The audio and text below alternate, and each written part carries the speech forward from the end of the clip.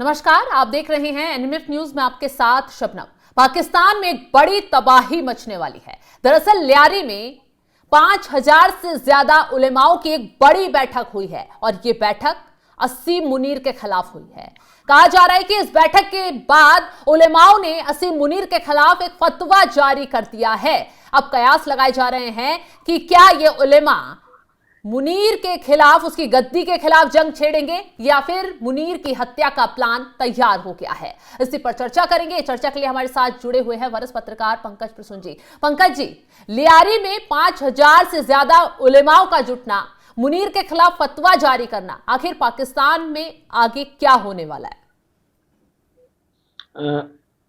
पाकिस्तान में कुछ झगड़ा झंझट होगा और कोशिश ये होगी कि मुनीर की जगह पे किसी और को गद्दी पे बैठाया जाए। वो मैं बता रहा हूं क्यों।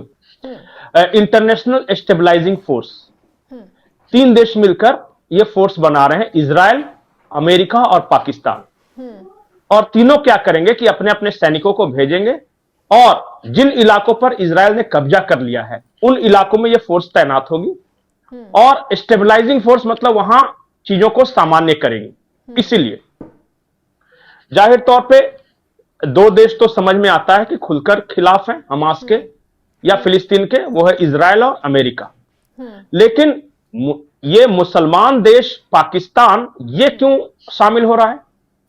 और जरा सोचिए शबनम, एक मुसलमान के रूप में सोचिए या फिर पाकिस्तान का जो सैनिक हैं वो सोचे कि आप यहूदियों के बाजू में खड़े होकर और आप और यहूदी दोनों मुसलमान पे गोलियां बरसा रहे हैं। इसी बात का तो पाकिस्तान में विरोध है कि आप मुसलमान होकर मुसलमान को मारने के लिए तैयार हैं, सिर्फ इजराइल के लिए, यहूदियों के लिए, जिनका विरोध करते आए हैं। बिल्कुल बिल्कुल। अब तक हर जगह कलमा पढ़ा करते थे ये असीम मुनीर। कहीं भी भाषण में देखिएगा तो कुरान वगैरह, हाफिजे कुरान है वो, और कहता था कि मैं हाफिजे कुरान हूं और कुरान की आयतें बताया करता था। वो ये भी बताया करता था अपने देश के लोगों को कि हिंदू और मुसलमान एक साथ नहीं रह सकते, इसलिए पाकिस्तान का गठन हुआ और पाकिस्तान अल्लाह का बनाया हुआ देश है। ये तो सब बताया थे। पहलगाम आतंकी हमले से पहले बयान दिया था। बिल्कुल, हाँ, ये सब बताया था। तो एक तरफ आप कहते हो कि हम हाफिजे कुरान हैं, एक तरफ आप कहते हो कि हमने पाकिस्तान जो बना है वो कलमे की बुनियाद पे बना है, और फिर आप यहूदियों के साथ मिलकर मुसलमानों की हत्या करने के लिए राजी हो जाते।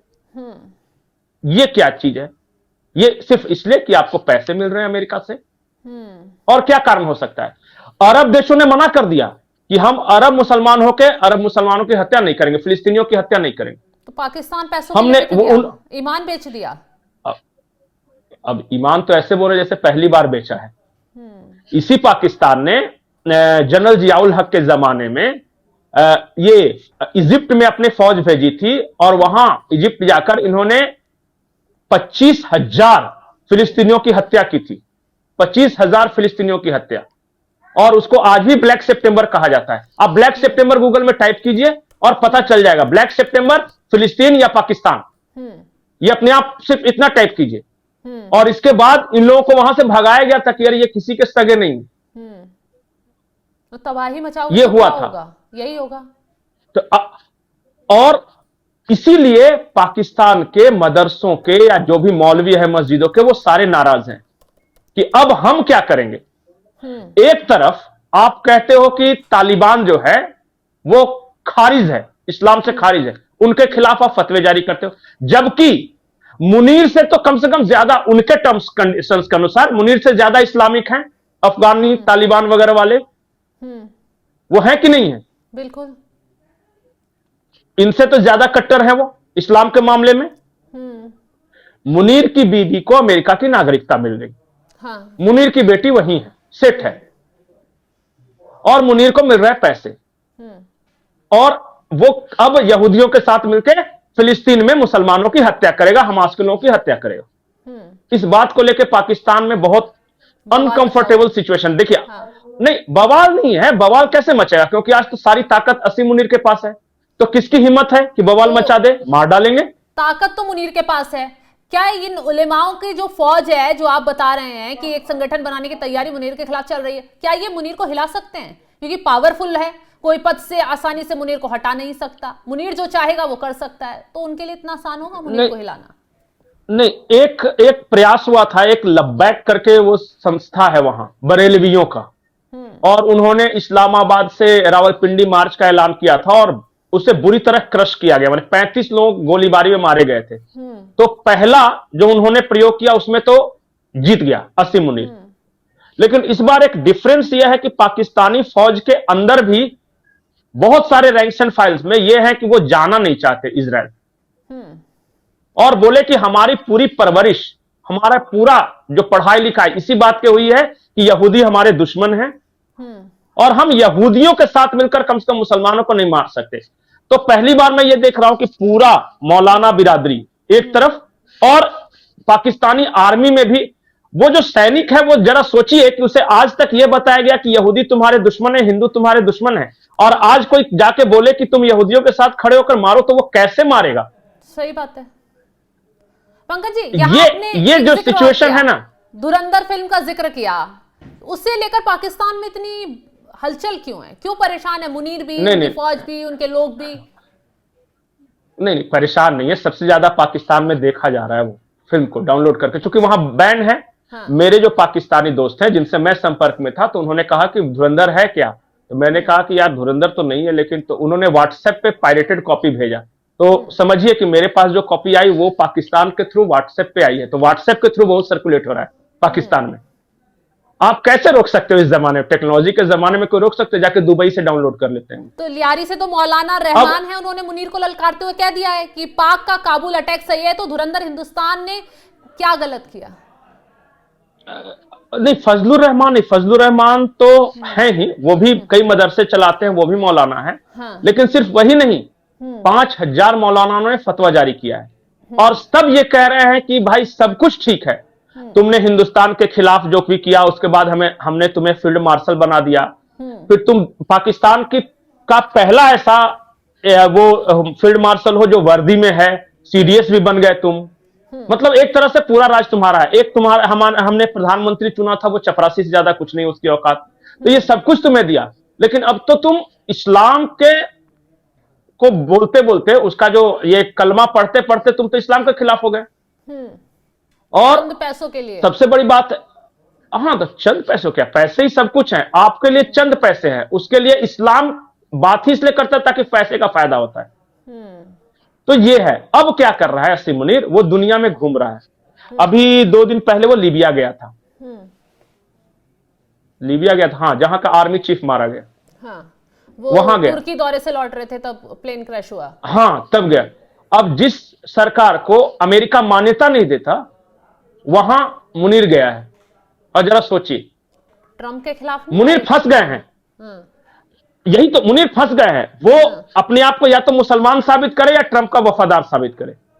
और ट्रंप ने इसलिए उन्हें लंच पे बुलाया था और बोला भी था लंच के बाद कि there is no free lunch. तो कुछ पैसे दिए, कीमत तो चुकानी पड़ेगी। और कीमत कहां तक चुका सकते हैं? ठीक है, मैं पूरे पाकिस्तान के इतिहास से बता रहा हूं कि जनरल जियाउल हक से ज्यादा शक्तिशाली कोई नहीं हो सकता। वो 10 साल तक उस देश को चलाता रहा, पूरी फौज उसके साथ थी, लेकिन उसने भी कभी इस्लाम के खिलाफ जाके काम करने की कोशिश नहीं की। पाकिस्तान में अगर आप पाकिस्तान के जितने राष्ट्रीय अध्यक्ष रहे हैं कि उन्होंने ऐसा कोई फैसला लिया हो या फिर अमेरिका के किसी ऐसे दबाव में आए हो जो मुसलमानों के खिलाफ गया हो, ऐसा अभी तक नहीं सुना। अब मैं आपको सबसे विस्फोटक बात बताता हूं। असीम मुनीर वो जनरल है जिसके रहते हुए पाकिस्तान टुकड़ों में बटेगा। अच्छा, पूछिए क्यों? मैं ये नहीं कह रहा कि बलूचिस्तान और टीटीपी और हिंदुस्तान और ये सब वो कर रहे हैं प्रोटेस्ट, वो तो अपनी लड़ाई लड़ रहे हैं। अब लाहौर पंजाब का समझिए कि नर्व सेंटर है, वहीं से पूरा पाकिस्तान चलता है। बटेगा या बांटा जाएगा? लाहौर के नहीं, वहां आपस में मौलाना बांट देंगे। कि अब बलूच तो सही काम कर रहे हैं, तालिबान तो सही काम कर रहा है, ये तो अमेरिका का पिट्ठू है, ये तो जा रहा है अमेरिका में नागरिकता ले रहा है। ये पिछले 6 महीने में 4 बार अमेरिका गया है असीम मुनीर, और सिर्फ पैसे के लिए। अब पाकिस्तान में यह चर्चा शुरू करी कि आज इमरान खान होता तो पाकिस्तान इस कदर नहीं लूट रहा होता। लूट गया पाकिस्तान।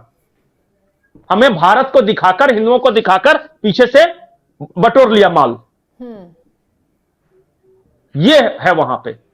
मैं आपको बता रहा हूं कि पाकिस्तान में जो मौलाना है बहुत पावरफुल है। वहां के लोग जो है, आवाम है, वो मुसलमान जो है वहां के मौलाना मौलवी इन सब की बड़ी उनसे सुनते ज्यादा हैं। प्रभावित और रहते हैं। इन्होंने बिल्कुल एक काम किया है, असीम मुनीर ने कुछ सरकारी मौलानाओं को जुटाकर उनसे यह कहवाया है कि असीम मुनीर बहुत अच्छा आदमी है और ये इस्लाम के लिए बहुत खिदमत कर रहा है और जो भी करे, पर उनका असर नहीं दिख रहा जनता के बीच तो उतना। ये तो पाकिस्तानी को साफ नजर आ रहा है ना कि आप आज से मैं ये नहीं, इंफॉर्मेशन पाकिस्तान में हो रहा है फिलिस्तीन और गाजा को लेकर कि काफी वक्त से हो रहा है, जब से डोनाल्ड ट्रंप शर्तें लेकर बैठे थे कागज पर कि और पाकिस्तान झुक गया था और जाकर असीम मुनीर और शहबाज शरीफ पलट गए थे पाकिस्तान में कि हमने तो सहमति नहीं जताई है, और अब सच सामने आया। नहीं, पाकिस्तान में फजलुर रहमान ने कहा कि हमसे अच्छे तो वो काफिर हिंदू हैं जो कम से कम फिलिस्तीनियों के खिलाफ बंदूक तो नहीं उठाते। उन्होंने तो कम से कम समर्थन किया है।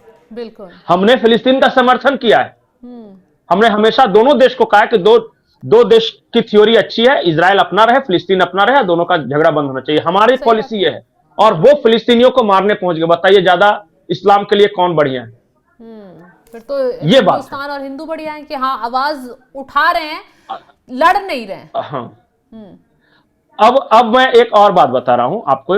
आप सोच रहे होंगे कि असीम मुनीर का तख्ता पलट कर देंगे, उसके पास ताकत है, वो सबको दबा देगा। मैं इसी पाकिस्तान की बात कर रहा हूं। इस पाकिस्तान में जनरल जियाउल हक मारे गए, जुल्फिकार अली भुट्टो को फांसी हुई।